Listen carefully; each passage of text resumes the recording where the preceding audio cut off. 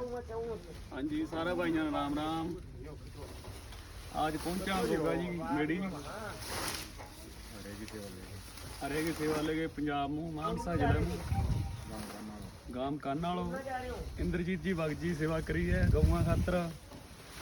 और सारा भाइयों ने सारा वो है भी मान लो भी ये ठंड के मौसम में जा रही पूस आ जाए डांगर पशु बढ़िया रहा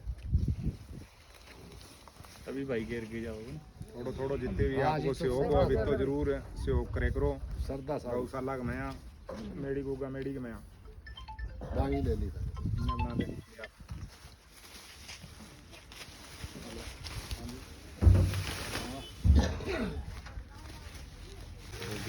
सेवा